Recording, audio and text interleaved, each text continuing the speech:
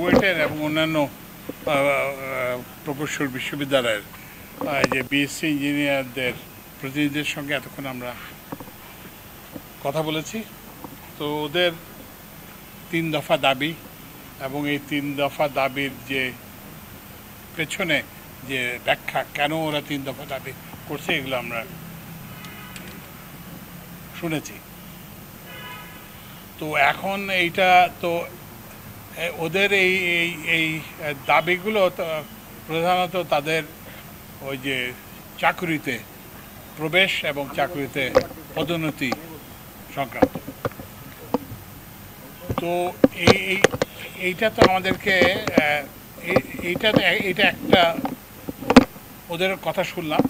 এটাতে আরও অনেক অংশীজন আছে, আমরা তাদের কথা শুনবো, বিশ্ববিদ্যালয়ের শিক্ষকদের কথা শুনবো, তারপরে ডিপ্লোমা ইঞ্জিনিয়ার্স ওনাদের তাদের কথা শুনবো, তারপরে যারা যেসব ইঞ্জিনিয়ারিং প্রতিষ্ঠান যারা হায়ার করে সংস্থা, যেমন এই যে এলজিডি, তারপরে কি বলে যে পাবলিক ওয়ার্কস ডিপার্টমেন্ট, কিংবা এই যে পাওয়ার ডেভেলপমেন্ট বোর্ডের চেয়ারম্যান সাহেব আছে, এখানে আছেন, রেলওয়ের ডিজি আছেন, ওনারা সঙ্গে বসবো।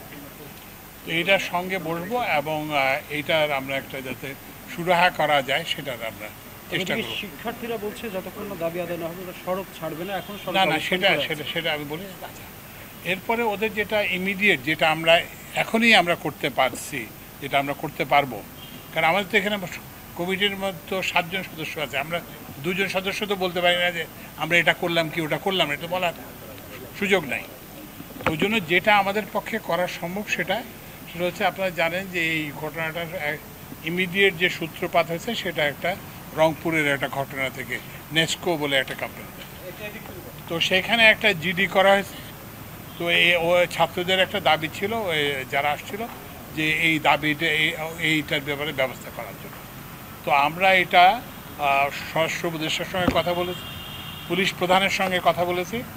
তো এবং ওনারা বলছেন যে ওনারা এই যে জিডি করাছে এই জিডির ব্যাপারে ব্যবস্থা, এবং যার বিরুদ্ধে করা হয়েছে তাকে গ্রেফতারের জন্য তারা চেষ্টা করবেন।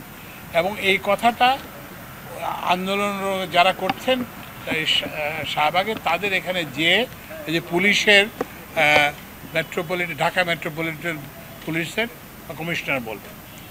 আরেকটা জিনিস যেটা আমাদের পক্ষে সম্ভব ছিল করার, সেটাও করেছি।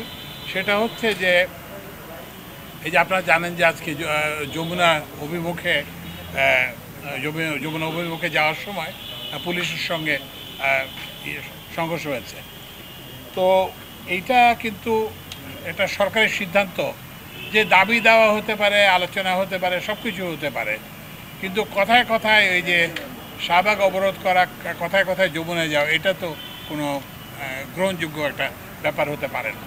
তো যাই হোক, এই যে একটা ঘটনা ঘটেছে, যে মানে অনাকাঙ্ক্ষিত ঘটনা ঘটেছে, এই যে ছাত্রদের সঙ্গে পুলিশের যে সংঘর্ষ হয়েছে এবং এই ছাত্ররা আহত হয়েছে, সেটাও আমরা দেখলাম। তো সেই জন্য ওই যে যিনি পুলিশ কর্মকর্তা যিনি যাবেন, তিনি দুঃখ প্রকাশ করবেন। তো এইটুকুই আমাদের পক্ষে করা সম্ভব ছিল এবং আমরা সেটা করেছি। এবং এই যে নোটিফিকেশন যেতে হয়ে গেছে, আমরা খুব শীঘ্রই আমরা বসবো এবং আমাদের কমিটির কার্যক্রম শুরু করব। শেষ মুহূর্তে আপনাদের মিটিংয়ে দেখলাম যে আসলে তারা কিছু কথা বলছে, আপনারা যদি বলছেন যে এই মুহূর্তে পুরো না এই মুহূর্তে ওই যে পুরো কমিটি নেই তো আমাদের, আমরা ওরা 3 দফা সম্পর্কে অ্যাসুরেন্স দিতে হবে। তো আমরা এটা কীভাবে দেবো? আমরা তো কমিটি হিসেবে বৈঠকে বসিও নেই। 2 জন লোক তো আমরা 7 জন লোকের প্রতিনিধিত্ব করতে পারি না। আরেকটা হচ্ছে যে আরও তো অংশীজন আছে, তাদের কথা শুনতে হবে, শিক্ষকদের কথা, বিশ্ববিদ্যালয়ের শিক্ষকদের কথা শুনতে হবে, তারপরে যারা এমপ্লয়ার্স তাদের কথা শুনতে হবে, তারপরে অন্যান্যরা যারা আছে, ডিপ্লোমা প্রকৌশলী আছে, তাদের কথা শুনতে হবে। তারপরেই তো আমরা এই ধরনের কোনো একটা মন্তব্য করতে পারবো। আপনারা কি তাদেরকে আগামীকাল কোনো আহ্বান জানিয়েছেন বা পরবর্তীতে কোনো বৈঠকের জন্য? না, প্রথমে তো আমরা নিজেরা মিটিং করব। আমরা প্রথমে যে কমিটি আছে সেই কমিটি খুব শীঘ্রই, সম্ভবত আগামীকালকে আমরা মিট করে তারপরে আমরা পরবর্তী কার্যক্রম সম্পর্কে সিদ্ধান্ত নেব। আর ওই যে ছাত্রদের জন্য আমাদের দরজা খোলা, আমরা একটা ওই যে কন্ট্যাক্ট নাম্বার দিয়ে দিয়েছি, তাদের একটা কন্ট্যাক্ট নাম্বার আমরা নিয়েছি এবং আমাদেরও একটা কন্ট্যাক্ট নাম্বার দিয়েছি। তো আমাদের সঙ্গে যোগাযোগ অব্যাহত থাকবে, কথাবার্তা।